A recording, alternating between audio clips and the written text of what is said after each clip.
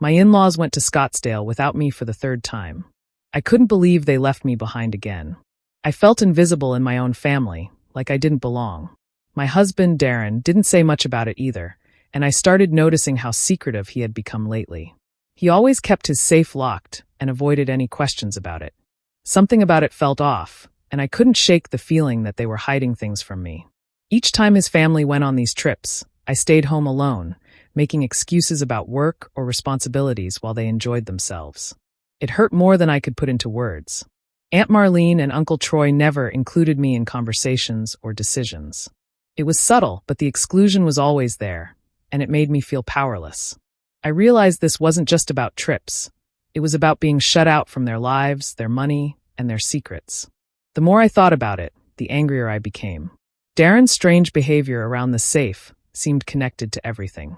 I began paying attention to his patterns, the times he went out, and how he carefully hid things from me. My curiosity and frustration pushed me to make a decision I never imagined I would. I had to see what was in that safe. One quiet evening, after Darren had gone out, I finally managed to open it.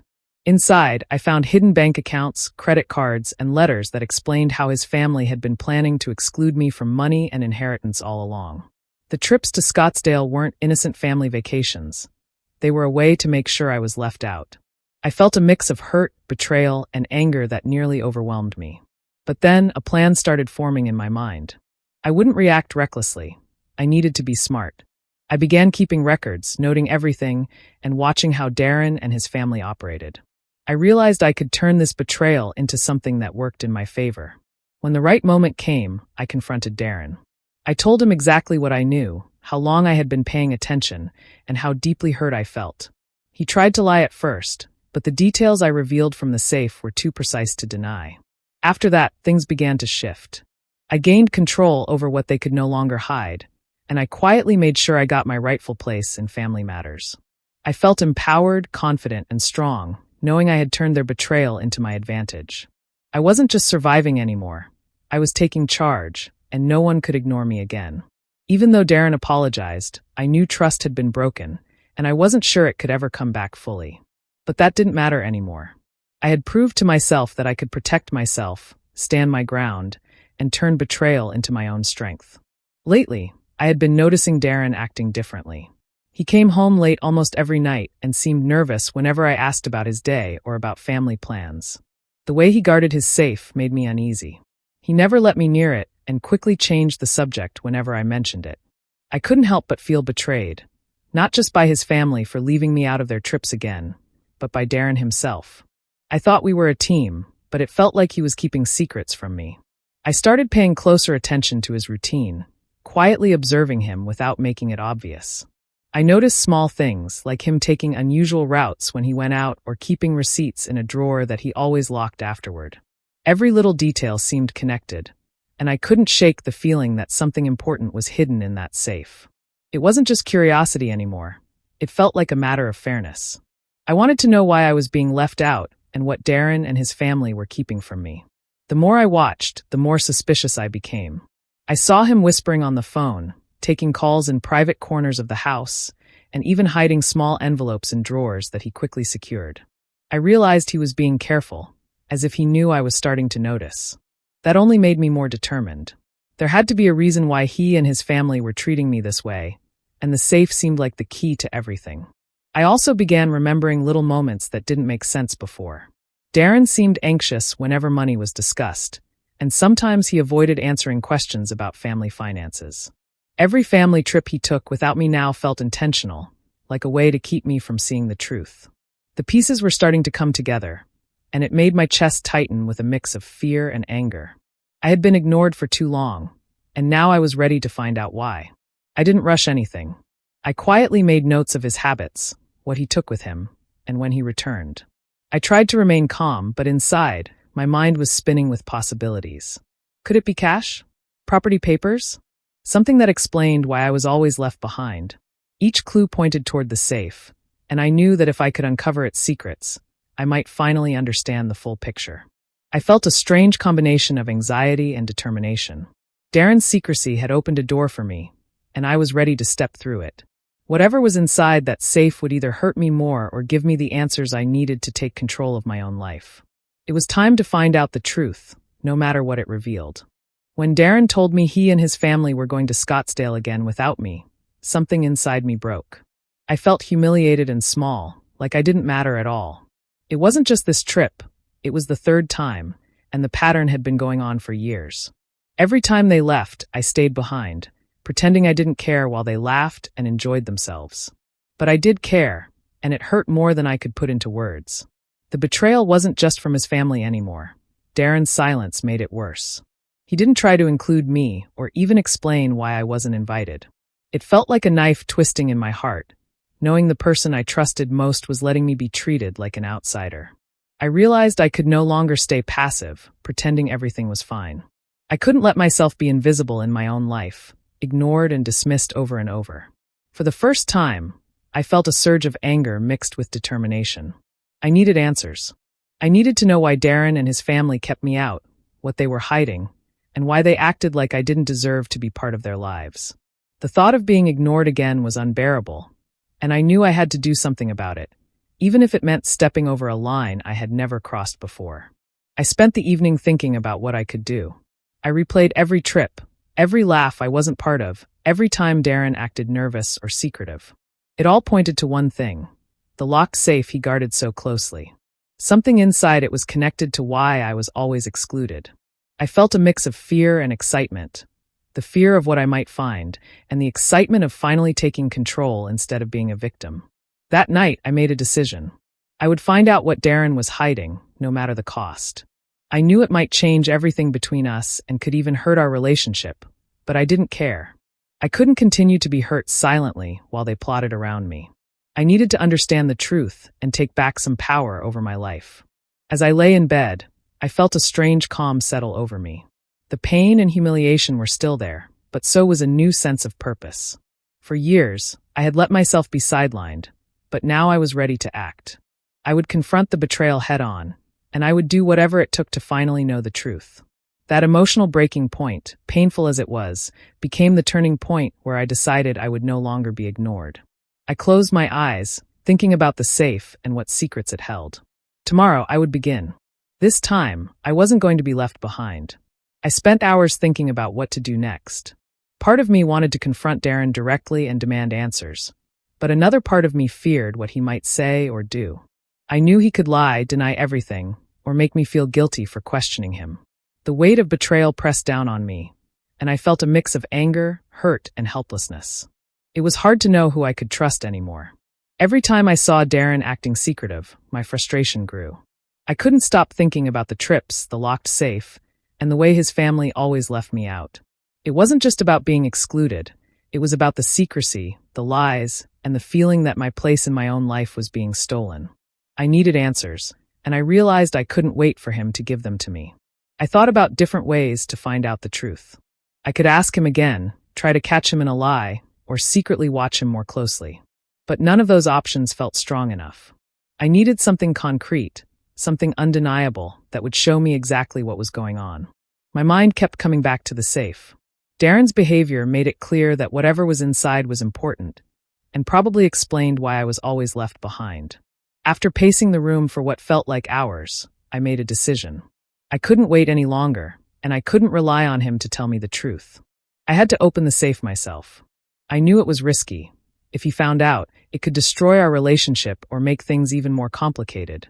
But the chance to finally understand everything outweighed my fear. I needed to see for myself. I began planning carefully. I watched Darren's routine, noting when he left the house and how long he stayed gone. I thought about how to get the safe open without leaving any signs that I had touched it. Every detail mattered, because I knew if I made a mistake, I could ruin my chance at finding the truth. I felt nervous, but there was also a strange thrill. For the first time in months, I felt like I had control over my situation. As I prepared, I reminded myself why I was doing this. It wasn't about revenge yet. It was about understanding, about finally knowing the secrets Darren and his family had kept from me for so long. I needed clarity, and the safe held it. I told myself to stay calm, move carefully, and not let fear stop me. That night, I went to bed with a plan in my head. I knew tomorrow could change everything, but I was ready, For the first time, I felt like I was taking back my life instead of letting betrayal and secrecy control me. The decision to open the safe wasn't easy, but I knew it was the only way to finally uncover the truth. Finally, the day came when I could no longer wait. Darren had left for work, and the house was quiet. My hands trembled as I approached the safe, but I forced myself to stay calm. I carefully unlocked it, my heart racing with fear and anticipation. When the door finally opened, I froze for a moment, staring at what was inside. Inside the safe were stacks of documents, envelopes, and credit cards I had never seen before. There were bank statements showing accounts I didn't even know existed, and letters from Darren's family explaining their plans. My stomach sank as I read them. They had been intentionally keeping me out of family money and property, making sure I was excluded from anything valuable. All the trips to Scottsdale weren't innocent vacations. They were opportunities for Darren and his family to make decisions without me knowing or having a say. I felt a mix of emotions that hit me like a wave.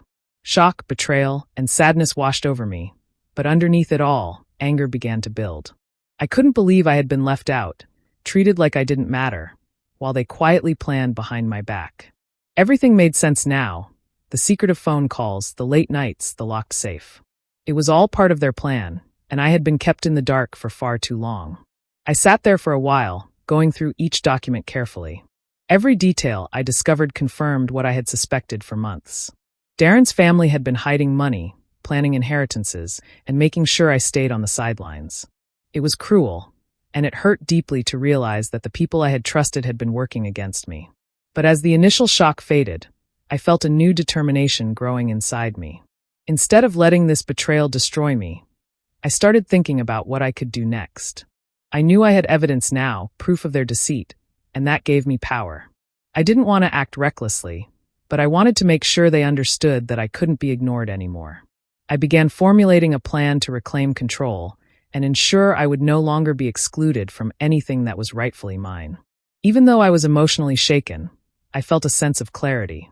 The safe had revealed the truth I needed, and now I could think strategically.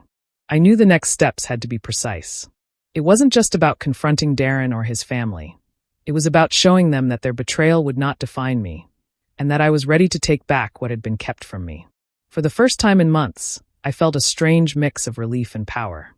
I had finally uncovered the secret, and with it, I had the chance to turn betrayal into strength. My plan was beginning to take shape, and I knew that nothing would ever be the same again. After discovering the truth in the safe, I knew I had to act carefully. I couldn't rush or make mistakes, or Darren and his family would realize what I knew. I decided to start slowly, regaining control without them noticing. I began keeping detailed notes of everything related to finances at home. Every bill, every payment, every small transaction that Darren or his family made went into my records. It was tedious, but I knew it was necessary. I also started paying attention to Darren's secret communications. I noticed how he handled letters and documents from his family, how he spoke quietly on the phone, and how he hid certain messages. I wrote all of it down.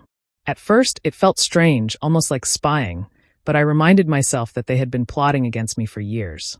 I needed proof, and I needed to understand their plans fully before taking any further steps. My actions were quiet, almost invisible. I made sure Darren didn't suspect a thing. I continued my daily routines, acted normal around him, and even pretended not to notice anything unusual. Inside, I was collecting every piece of information I could find, preparing for the moment when I could confront the betrayal without being interrupted or dismissed. Every little detail mattered, and I wanted to be ready for whatever came next. As I worked, I felt a growing sense of control. For the first time, I was no longer the passive person who was left behind and ignored. I was taking action, but carefully, like a chess player moving pieces toward a winning position. Each note I made, each document I saved, brought me closer to being in charge of the situation. I could feel my confidence returning, even though the hurt and betrayal were still fresh. I also started thinking about timing. I couldn't confront Darren or his family too soon. They would deny everything or try to twist the story. I needed the right moment when I had all the evidence I needed, when their defenses were weak, and when I could make them see the truth clearly. That meant patience, and I reminded myself that patience was part of the plan. Every day, I added more to my records and watched closely. Darren's careful behavior only confirmed what I already knew. They had been hiding things from me for a long time.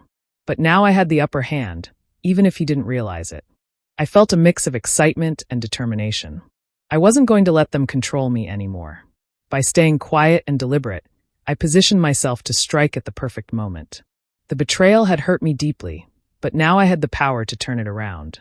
With every passing day, I grew stronger, more confident, and ready for the confrontation that would finally give me the justice I deserved. For the first time in years, I felt like I was leading the game instead of being played. One evening, I decided it was time to confront Darren. I couldn't keep pretending everything was fine while he and his family had been keeping so many secrets from me. I waited until we were alone, then took a deep breath and spoke. I told him I knew everything about the trips, the hidden accounts, the letters from his family. I explained how betrayed and hurt I felt, how his secrecy and his family's actions had made me feel invisible in my own life. At first, Darren tried to explain himself. He said he didn't mean to hurt me, that it was complicated, and that I was overreacting. But I stayed calm and firm.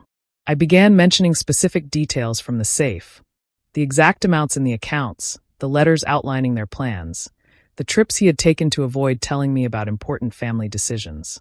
With each fact I stated, I could see him falter. His excuses became weaker, his voice quieter. It was clear he hadn't expected me to know the full truth.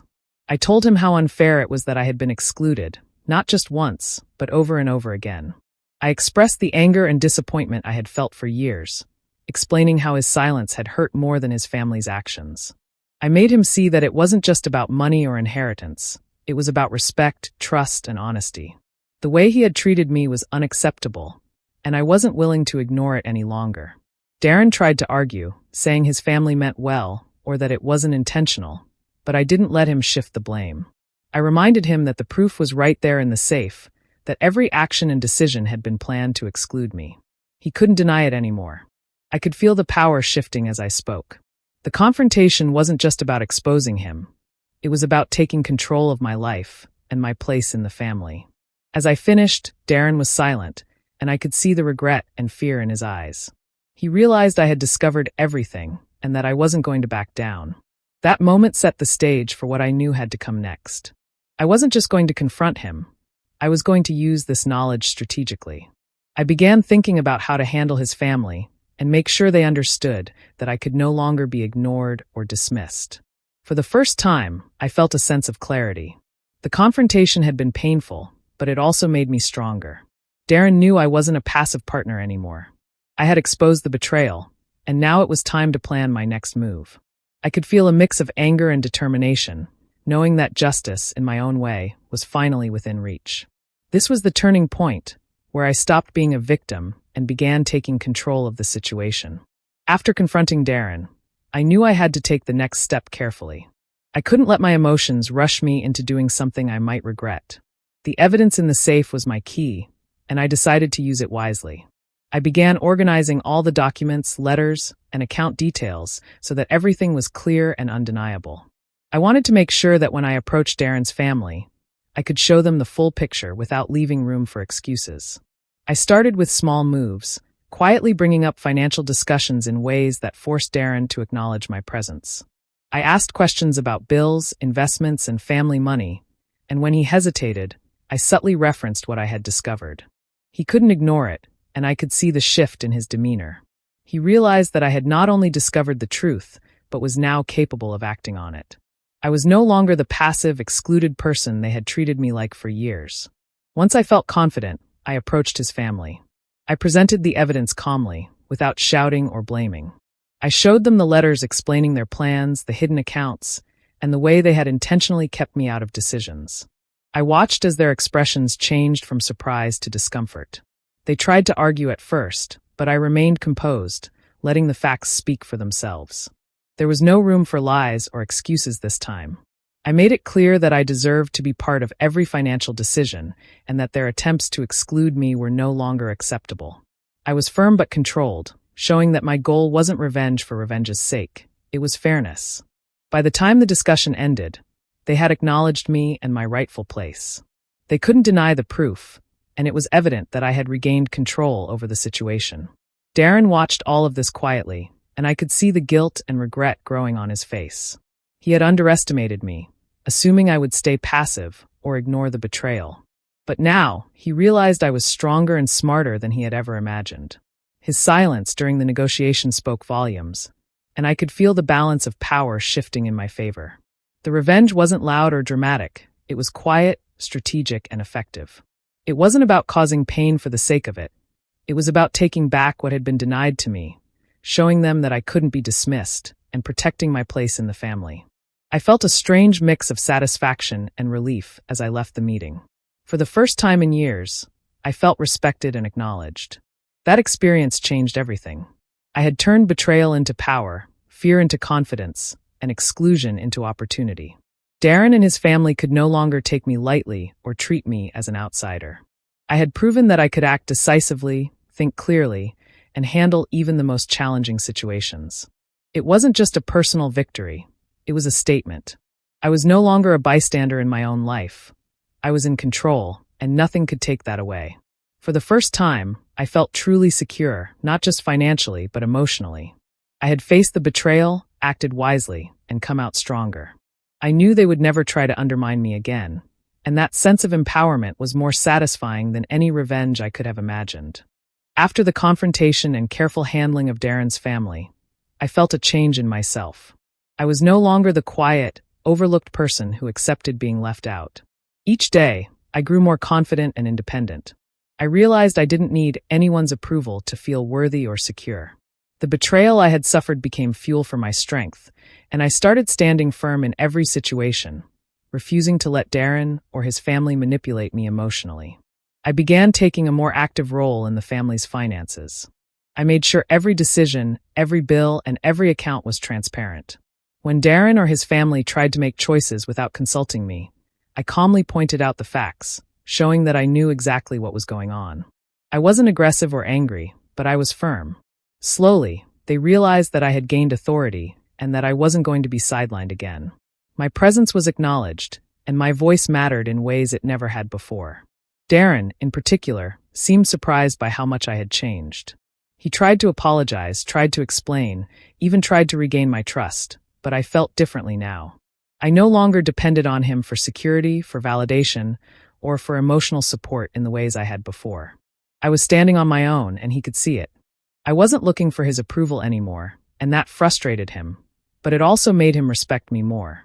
I realized that trust, once broken, could not be fully restored, but independence and self-respect were far more important. As I managed family matters and handled difficult conversations, I felt a sense of empowerment I had never known before. The emotional pain of being excluded and betrayed transformed into a clear understanding of my own strength. I learned to anticipate moves, to remain calm under pressure, and to act strategically rather than impulsively. Every decision I made reinforced that I was capable, smart, and deserving of respect. The turning point wasn't just about money or control. It was about reclaiming my life. I felt proud of the person I had become. Someone who could face betrayal, analyze the situation, and act decisively without losing composure. I realized that surviving emotional hurt didn't just mean enduring it. It meant using the experience to grow stronger. For the first time, I truly understood what it meant to be in control of my own life. The betrayal that had once made me feel powerless now highlighted my resilience. I was no longer a victim of circumstances or of Darren's family. I had become the ultimate survivor, thinking clearly, acting wisely, and securing my place where I had every right to be. In that moment, I knew nothing could shake my confidence or undermine the authority I had earned through patience, courage, and intelligence. After months of careful planning and quiet observation, everything finally felt different. Darren's family could no longer ignore me or undermine my presence. The safe secrets gave me power, a quiet leverage that reminded everyone I was no longer someone to be excluded or dismissed. I kept the details private, knowing I didn't need to flaunt them, but their existence ensured that any attempt to manipulate or sideline me again would fail. For the first time, I felt fully in control of my life and my place in the family. Darren approached me one evening, his voice heavy with regret. He apologized for the secrecy, for leaving me out, and for allowing his family to treat me like an outsider. But I could see the truth in my heart. The trust we once had was gone. No apology could fully erase the years of betrayal and exclusion. I understood that forgiveness might be possible someday, but reconciliation wasn't my priority. My priority was my own independence, my own security, and my own peace of mind. I started making decisions confidently, both about the finances and about my personal life. No longer did I second-guess myself or wait for approval from Darren or his family. I acted strategically, calmly, and decisively. When family matters arose, I handled them with clarity and strength, showing that I was fully capable of managing what had once been kept from me. My presence could no longer be overlooked, and my voice carried weight in every conversation. Even Darren began to recognize the difference. He realized I was no longer dependent on him for validation or guidance. I had transformed the hurt and betrayal into a source of power. His attempts to regain control or influence me were met with calm confidence. I had learned to protect myself, think ahead, and act in ways that ensured fairness. It wasn't about revenge anymore. It was about establishing boundaries, respect, and independence. I felt a sense of victory that went beyond material gains. I had survived emotional manipulation, exposure, and repeated exclusion, and I had emerged stronger. I was financially secure, emotionally stable, and fully aware of my own worth. The betrayal that once left me feeling powerless had become the catalyst for my growth. I knew how to navigate challenges, protect myself, and assert my place wherever it mattered. Sitting quietly one evening, I reflected on everything that had happened. The pain of exclusion and deceit had taught me patience, courage, and strategy. I realized that betrayal doesn't have to destroy you. It can be transformed into empowerment if you act carefully and wisely. I felt proud of myself for taking control, for turning the situation around, and for refusing to let anyone dictate my life. By the end, I wasn't just surviving, I was thriving. I had mastered my own fate, stood my ground, and reclaimed my life from those who tried to diminish me. I had proven that strength comes not only from endurance, but from courage, planning, and clarity. The experience had changed me, and I knew I would never allow anyone to control or manipulate me again. I was free, powerful, and victorious in every way that mattered.